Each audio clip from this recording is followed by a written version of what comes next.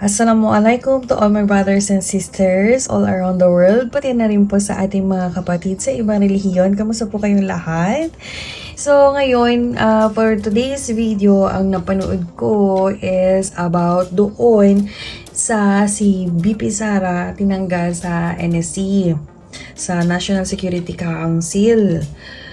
Pati na rin itong mga former president na nabubuhay pa, like former president Joseph Estrada, former President Gloria Macapagal Arroyo, and also former President Rodrigo Roa Duterte. Kasi daw, meron na daw silang bagong guidelines na sinusunod, at ito daw kasi si BP Sara is malaking threat para sa kanila, pati na rin ang kanyang tatay. Okay, given the fact that itong mag-ama is kalaban ng administrasyon, how about yung dalawa? Si former President Estrada at si former President Arroyo. Diba parang nagtataka. Ang daming gustong baguhin, diba? Baguhin itong mga taong na matagal na sinusunod itong tradisyon na to sa politika.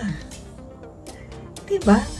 Kung meron man dapat na mag-doubt sa national security, tayo yun na mga taong bayan. Dahil naalala nyo ba yung video na nilabas ko tungkol sa pinaninindigan ni BP Sara na hindi ilabas kung sino itong nasa likod ng kanyang confidential fund. Pero ang bangag, talagang sinabi niya in nationwide, sabihin mo na kasi, kesa kwentong chichirya pa ang ginagawa mo. Diba? Parang mag-iisip ka ngayon. Una, gustong i-compromise ni Bangag yung national security through BP Sara. Nanindigan ng BP Sara na hindi ilalabas kung sino itong mga taon to. Ngayon, sa national security naman, sa NSC, diba, naglabas na nga itong si BP Sara noon na never siyang binigyan ng invitation. Kahit noon pa man, never siyang naka-attend ng meeting. Kahit noon pa man. Tapos naglabas sila ngayon ng ano, ang dami nilang binabago ngayon, guys. Diyos ko, hindi ba kayo natatakot? O, yung sa martial law na sinasabi ko, kesyo daw, gumising muna daw ako sa katotohanan at nananaginip lang daw ako, binabangungot daw ako. O iyan, unti-unti nang nagbabago, unti-unting binabago kung anong mga batas.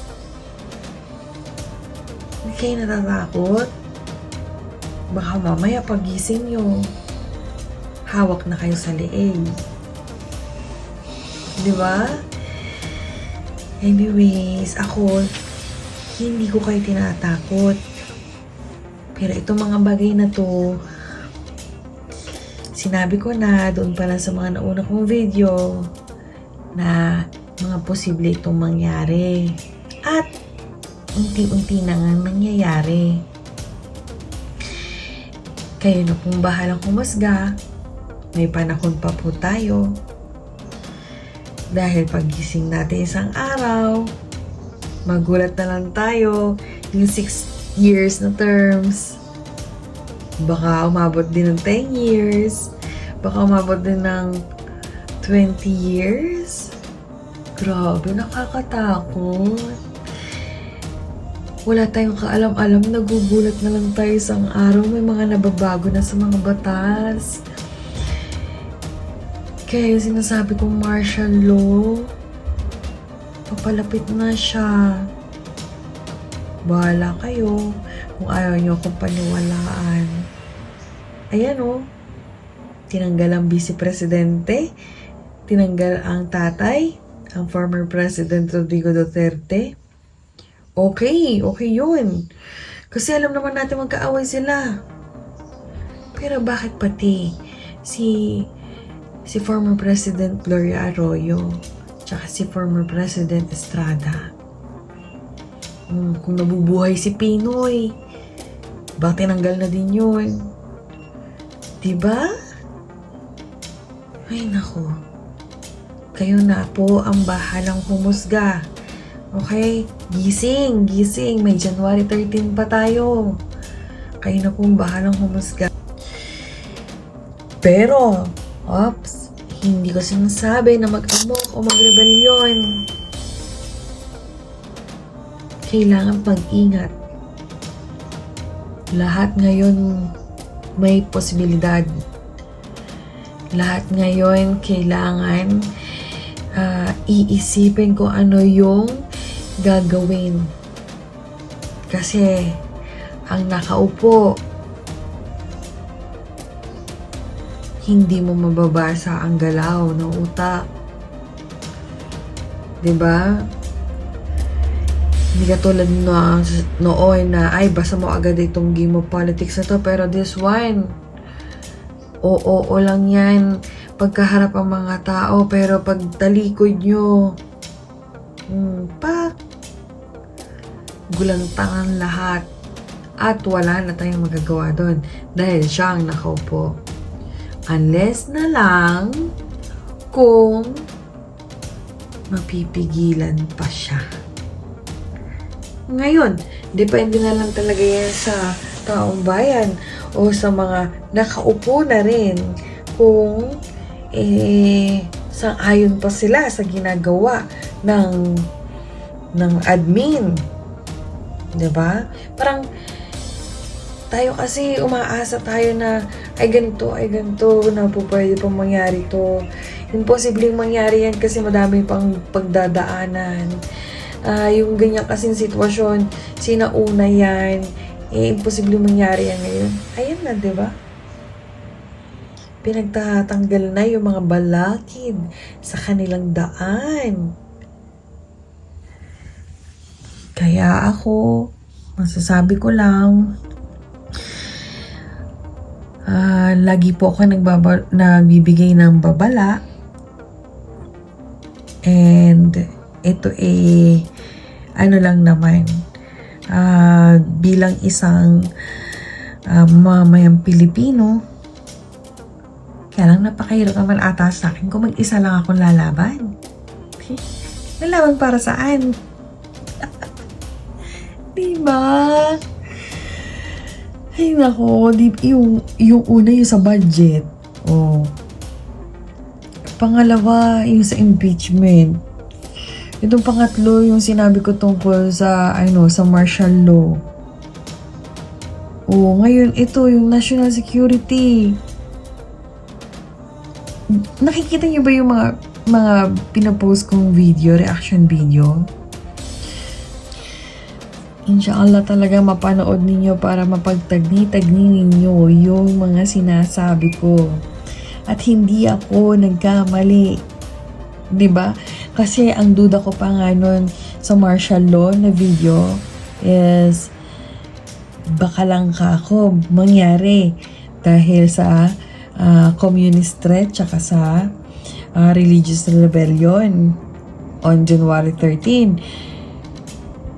Nakita nyo na, tinanggal ang balakid. Si VP Sara, former President Duterte, former President Estrada, at former President Arroyo. Ano kayang susunod na tatanggalin?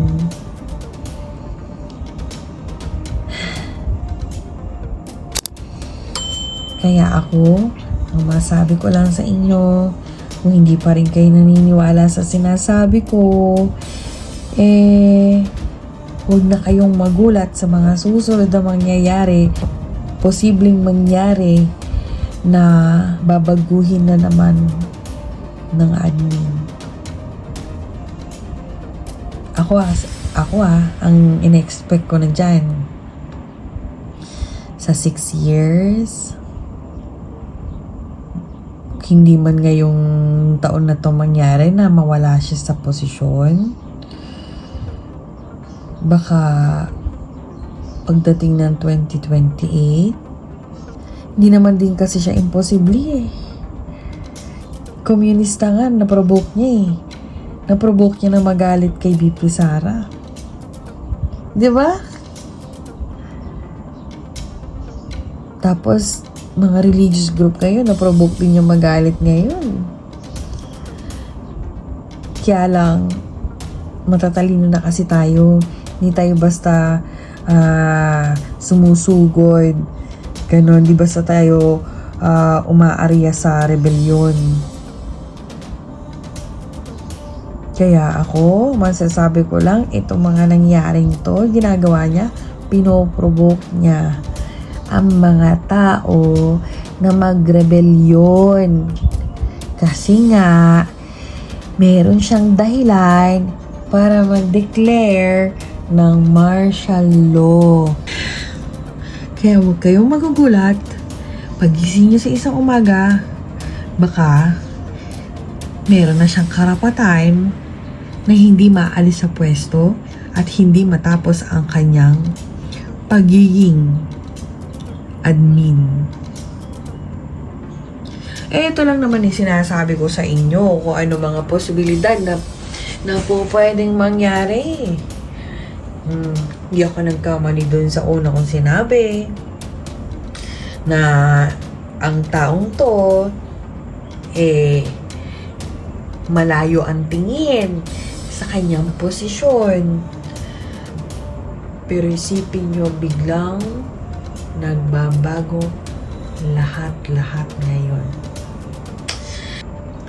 Para sa mga taong nandun na nakapanig sa admin, yes, ano yan, pabor yan, dahil national security yan. Threat talaga si BP Sara kasi nagmura, ganyan, pati tatay niya nagmumura. Pero hindi nila naisip. Or baka naisip nga nila kasi syempre sila advisor nila na syempre ganito yung gagawin nyo. O bangag, mid-hit ka muna. Ganito gawin mo.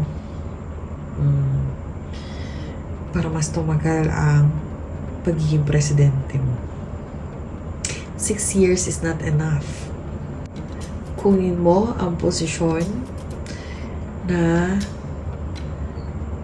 hindi natapos ng tatay mo. Baka lang naman yun, advice lang naman ng mga taong nasa paligid niya. Diba? Kayo na lang ang bahalang humusga ano tong mga bagay-bagay na ginagawa niya at ang mga nangyayari sa Pilipinas. So yun lamang po guys. Assalamualaikum. Sa National Security Council ang Vice Presidente alinsunod sa bagong executive order ni Pangulong Bongbong Marcos. Ayon sa Malacanang, hindi akma sa ngayon ang bise sa mga responsibilidad ng konseho. Inalis rin sa NSC ang mga dating Pangulo ng Pilipinas. Nangyari yan matapos ang mga banta ni Vice President Sara Duterte sa buhay ng Pangulo at matapos questionin ng bise ang pagturing sa kanya ng konseho bilang security threat. Nakatutok si Ivan Mayrina. Mahalaga ang papel ng National Security Council bilang pangunahing tagapayo ng Pangulo sa mga bagay na may kinalaman sa pambansang seguridad. Kabilang sa konseho mga miyembro ng gabinete, mga kinatawan ng Kongreso at iba pang matataas opisyal ng bansa. Pero inilabas ngayong araw na Malacanang Executive Order 81 kung saan binagong bumubuo ng NSC at inalis ang Vice President bilang miyembro nito. Sa isang pahayag, sinabi ni Executive Secretary Lucas Bersamin na layo ng EO na i-reorganize at gawing mas epektibong NSC. At sa ngayong panahon daw, hindi tinuturing ang Vice President bilang akma sa mga responsibilidad ng konseho. Pero kung kakailanganin daw, may kapangyarihan ng Pangulo na magdagdag ng mga miyembro at tagapayo. Ang NSC ay binuo noon pang 1950 at base sa pagsusuri ng GMA News Research, ito ang kauna-unahang pagkakataon na tinanggal ang Vice Presidente sa National Security Council.